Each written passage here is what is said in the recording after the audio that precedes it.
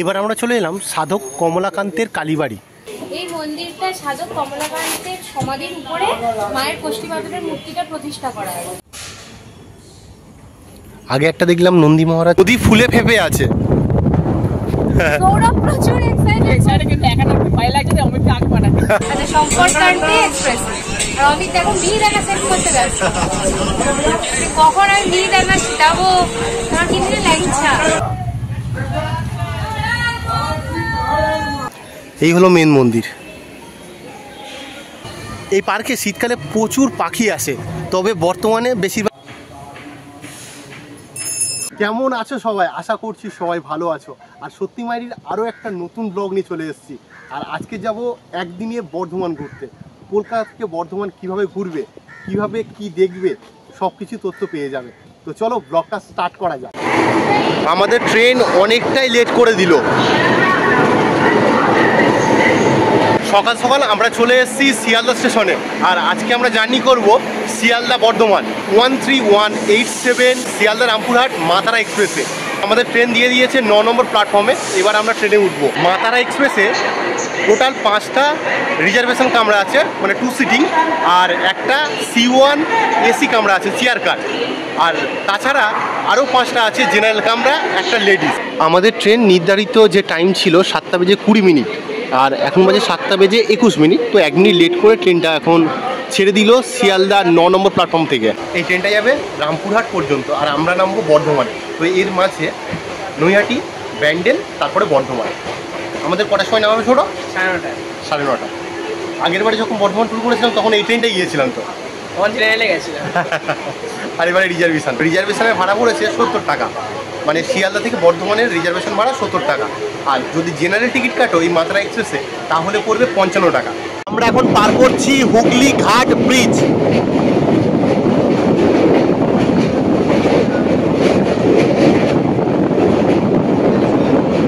আমাদের ট্রেন 8:26-এ এখানে ঢুকে পড়েছে, মানে বিফোর টাইম। 8:38-এ ঢোকার কথা ছিল। এখন আছি আমরা ব্যান্ডেল জংশনে। তো এরপরে আমরা নামবো বর্ধমানে। তো চলো ফের ট্রেনে উঠে যায়। এরপরের গন্তব্য আমাদের বর্ধমান। বাড়ি থেকে মা পরোটা, আলু তরকারি আর ডিম সিদ্ধ করে দিয়েছিল। তো এখন আমরা খাচ্ছি 3 মিনিটে। সৌরভও টিফিন এনেছে, আমরা বলেছি ওটা পরে খাবো, থাক। তো এখন খেতে থাকি। আমাদের লাঞ্চ হবে।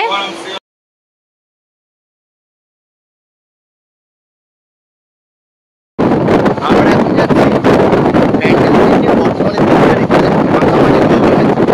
ভালো লাগছে। আমরা বর্ধমান নেমে পড়েছি 2 নম্বর প্ল্যাটফর্মে। আর এখান থেকে এবার আমরা বাইরে যাব। তো চলো বাইরের দিকে যাওয়া যাক।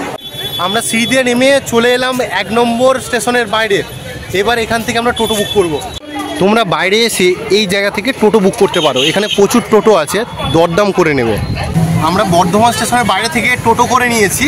তো টোটো বুক করে আমরা এখন প্রথম যাচ্ছি 108 শিব মন্দির ঘুরতে।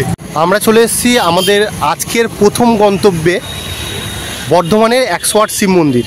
চলো এখান থেকে ভিতরে ঢোকা যাক। আর এখানে কিন্তু যারা পার্সোনাল গাড়ি নিয়ে আসবে, এখানে গাড়ি পার্কিংয়ের জায়গাও রয়েছে। এখানে দেখো হরগৌরীর মূর্তি রয়েছে। এটা হলো 108 শিব মন্দিরের মেন গেট। এখান থেকে আমরা ভিতরে প্রবেশ করব। তার আগে বাঁদিকে জুতো রাখার জায়গা রয়েছে, এখানে জুতো রাখতে হবে। এই বাঁদিকে এখানে আমরা জুতো রাখলাম। এখানে লেডিস টয়লেট, জেন্টস টয়লেটও আছে। এখানে বিশ্রামাগার আছে, একটা মন্দিরের অফিস। চলো এবার আমরা আস্তে আস্তে মন্দিরের দিকে যাই। এই মন্দিরে দেখো ক্লিনিং চার্জেসের জন্য 5 টাকা করে নেয়। এখান থেকে টিকিট কাটলাম 5 টাকা করে। আমরা 3 জন আছি 15 টাকা দিয়ে। এবার মন্দিরের ভিতরে প্রবেশ করছি।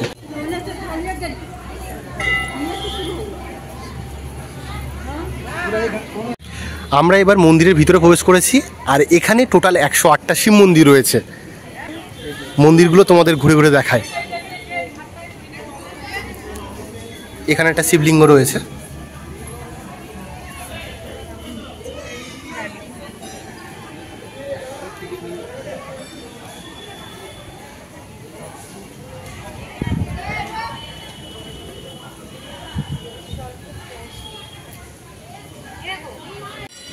এই যে 108 শিব মন্দির আছে, প্রত্যেকটাই কিন্তু নাম লেখা রয়েছে।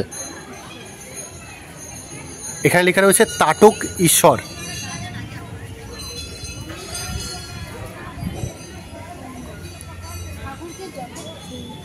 এটা হলো সোমনাথ।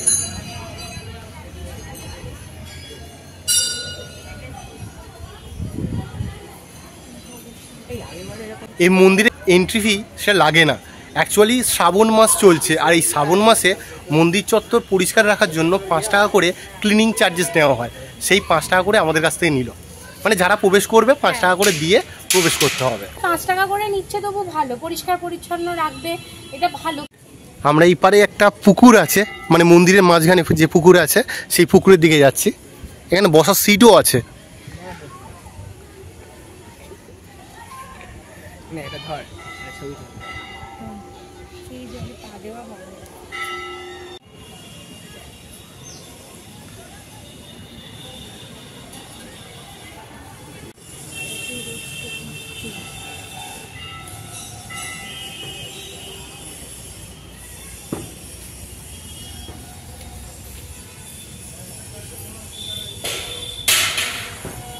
এখন যেহেতু শ্রাবণী মেলা চলছে, তো এখানে দেখলাম অনেকে জল ঢালতে এসছে শিবের মাথায়।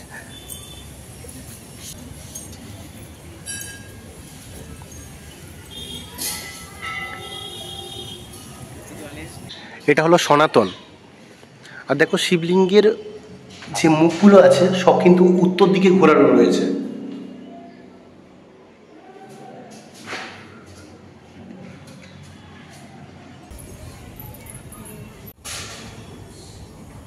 আগে একটা দেখলাম নন্দী মহারাজ, আর এখানে একটা নন্দী মহারাজ ভুজঙ্গভূষণ। এটাও দেখো উত্তর দিকে মুখ করা রয়েছে। আর এই দিকে দেখো, এটা ওপারে, তার মানে ওপারে উত্তর দিক। দেখে নিশ্চয় বুঝতেও পারছো। আর এই যে পুকুরটা আছে, এই পুকুরের আশেপাশে প্রচুর মূর্তি করা রয়েছে। এখানে দেখো নারায়ণের মূর্তি করা রয়েছে।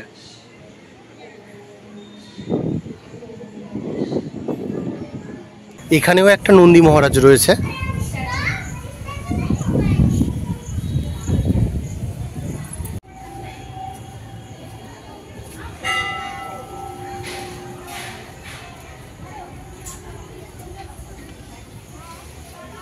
আমাদের 108 শিব মন্দির ঘোরা কমপ্লিট হয়ে গেল। এবার আমরা আস্তে আস্তে বার হয়ে যাচ্ছি।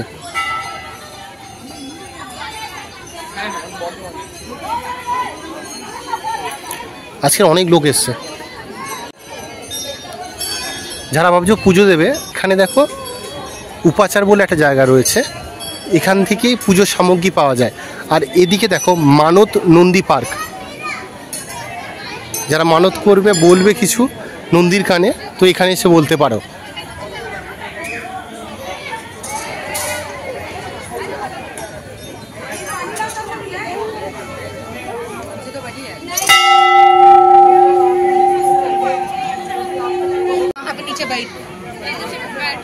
अंदर अंदर घुस के भाई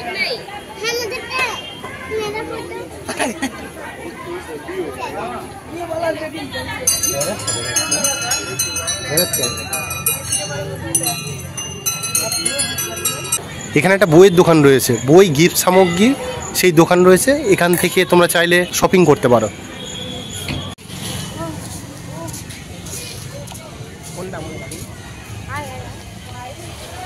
আমাদের 108 শিব মন্দির ঘোরা হয়ে গেল। এবার আমরা এখান থেকে বার হয়ে নেক্সট গন্তব্যে যাব। এটা হলো বর্ধমান ইউনিভার্সিটি গেট।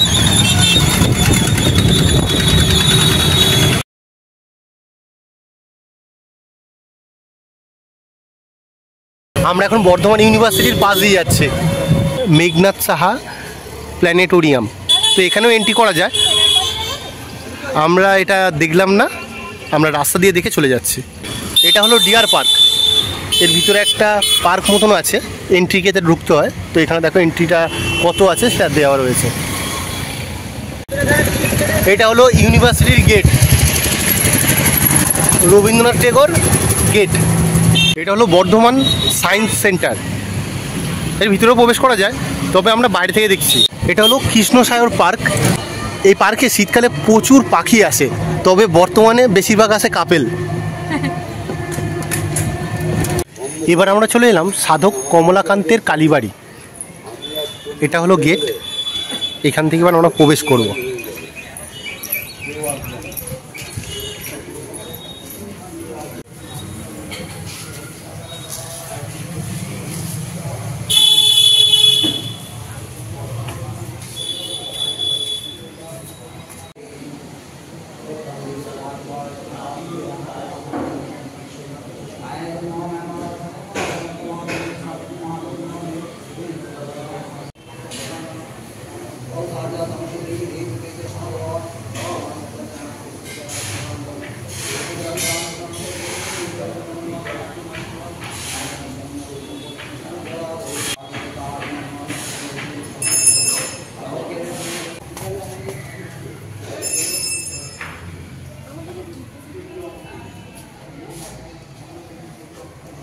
এই মন্দিরটা সাধক কমলাকান্তের সমাধির উপরে মায়ের কোষ্ঠী মাধবের মূর্তিটা প্রতিষ্ঠা করা হয়েছে। তো আগের বার আমরা এসেছিলাম, 3 জনেই এসেছিলাম, এত ভালো লেগেছে। আর এবারেও সেম ফিলিংস হলো, জায়গাটা খুব শান্ত জায়গা। মায়ের মূর্তিটা দেখলে মনটা খুব শান্ত হয়ে যায়। সত্যি মায়ের মূর্তিটা দেখলে না মনটা কি শান্তি লাগে। এটা আগে বর্ধমান রাজবাড়ি ছিল, বর্তমানে বর্ধমান ইউনিভার্সিটির একটি অংশ। এটা হলো মেন গেট।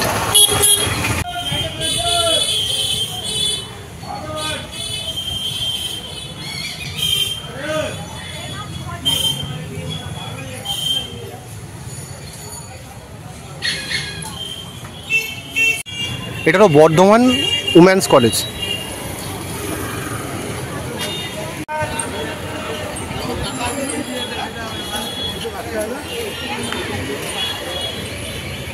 আমরা সর্বমঙ্গলা মন্দিরের যে দিক থেকে বার হয়ে যায়, মানে এই দিক থেকে বার হয়ে যায়, টোটো আসলে এখানে টোটো দাঁড়িয়ে থাকে। আর এটা পিছন সাইড, আর ওই পারটা হলো সামনের দিক। আমরা সামনের দিকে তোমাদের পরে দেখাচ্ছি। আমরা যে দিক থেকে ঢুকেছি তোমাদের দেখাই। আগে আগে মায়ের মন্দিরটা দেখিনি, তারপর সামনের যে গেটটা আছে সেটা তোমাদের দেখিয়ে নেবো।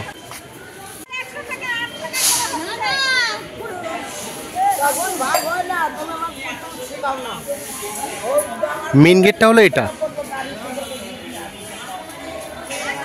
আর সামনেই রয়েছে মন্দির।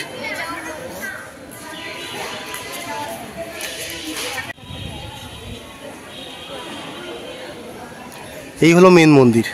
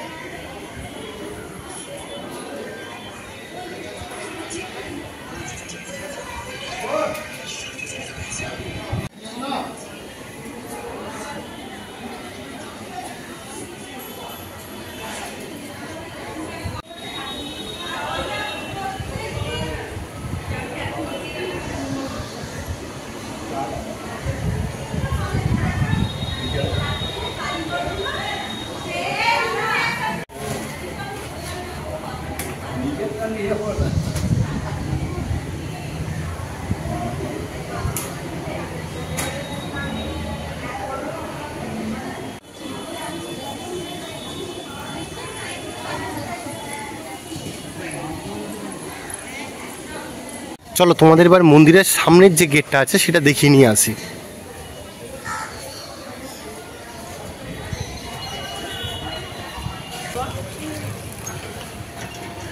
এটা হলো মন্দিরের সামনের গেট।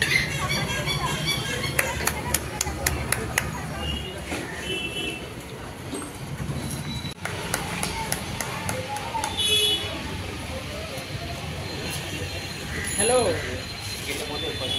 দামোদরের পাড়ে এসে দারুণ লাগছে, হাওয়াটা দারুণ দিচ্ছে। হাওয়াটা তো দারুণ দিচ্ছে, আমাকে দেখে বুঝতেই পারছো চুলফুল উড়ে যাচ্ছে। আর এইগুলো হচ্ছে দেখছি না, দারুণ লাগছে দেখছি।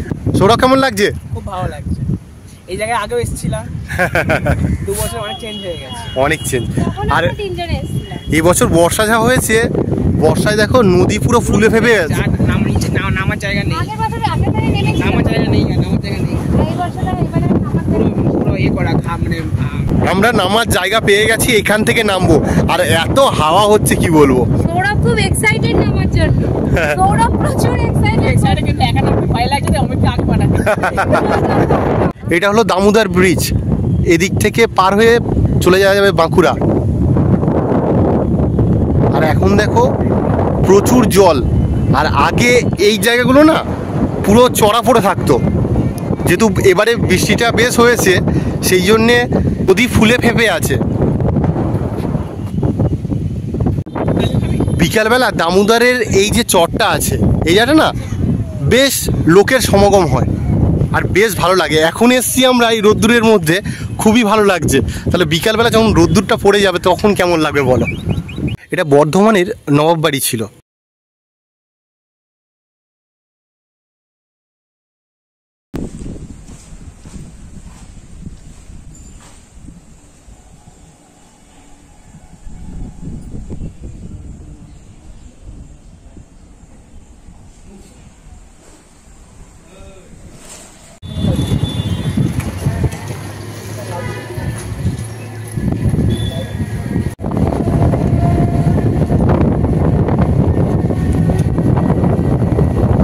এই দেখো এগুলো রাইস মিল সব।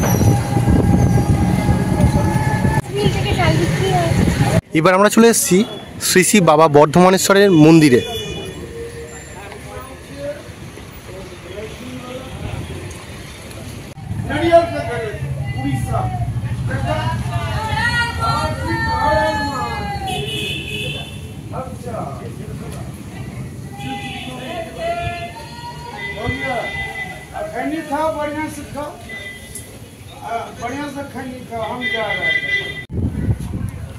এখানেও এখন শ্রাবণী মেলা চলছে,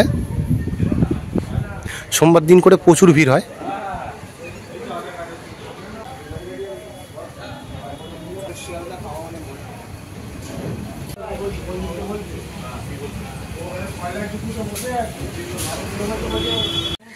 আমরা এবার চলে এলাম শের আফগানের সমাধি যে স্থলটা আছে সেই জায়গায়। দেখো এখানে একটা বোর্ড দেওয়া রয়েছে, আর্কিওলজিক্যাল সার্ভে অফ ইন্ডিয়ার এটা সংরক্ষণ করা রয়েছে। এখানে লেখা রয়েছে Tom of Sher Afghan Khan who died in 1610 AD। এখানে আছে কুতুবুদ্দিনের সমাধি আর শের আফগানের সমাধি। তো চলো ভিতরে ঢোকা যাক। সমাধিটা এখানেই আছে, দেখো দুটো সমাধি আছে এই জায়গাটায়। এটা হলো শের আফগানের যে সমাধি, এটা মেহেরুন্নেসা অর্থাৎ পরে যিনি মোগল সম্রাজ্ঞী নূরজাহান নামে বিখ্যাত হয়েছিলেন। আর ওটা কুতুবুদ্দিনের সমাধি।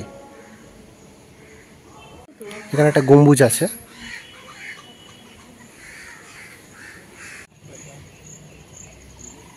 এদিকে কবরও আছে, মসজিদও আছে এখানে।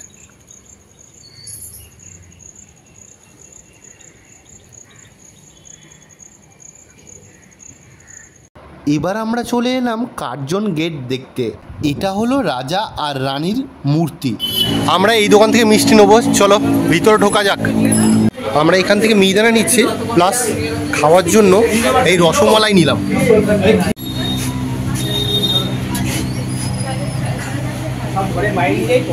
আমি 6-এর ল্যাংচা 10টা নিয়ে নিয়েছি। বর্ধমান ঘুরে এখন আমরা বাড়ি ফেরার পথে।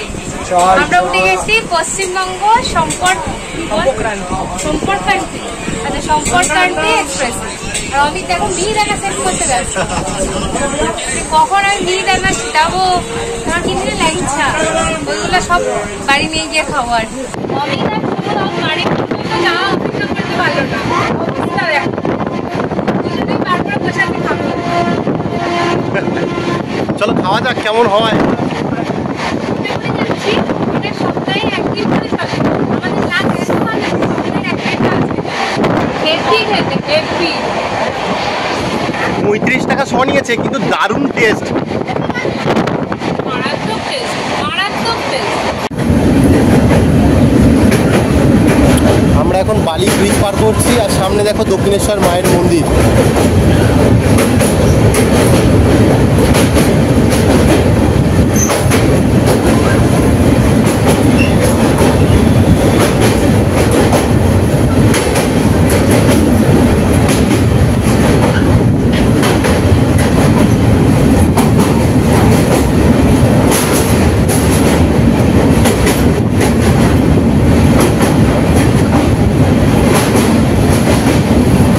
আমরা আজকে যে ট্রেনটায় বর্ধমান থেকে শিয়ালদা যাচ্ছি সেই ট্রেনটা হলো 12330 ওয়েস্ট বেঙ্গল সম্পর্কক্রান্তি এক্সপ্রেস। আর এটা সপ্তাহে একদিন করে ছাড়ে, আর এটা আসছে দিল্লি থেকে, দিল্লির আনন্দ বিহার যে টার্মিনাল রয়েছে সেখান থেকে। ট্রেনটা বেশ ভালোই আসছিলো। এখন এই দমদম ঢোকার আগে থেকে পুরো ঝুলিয়ে দিল। তো দেখা যাক, 4:30 টাইম আছে, কটার সময় নামায়। আমরা নেমে পড়েছি শিয়ালদাতে, আর আমরা হুটো পাটা করে এসে গেছি 18 নম্বর প্ল্যাটফর্মে। কারণ আমাদের বারুইপুর লোকাল যেটা 4:56 ছাড়বে সেটা 18তে দিয়ে দিয়েছে। আর এখন বাজে 4:48, তো হুটো পাটা করে যাচ্ছি।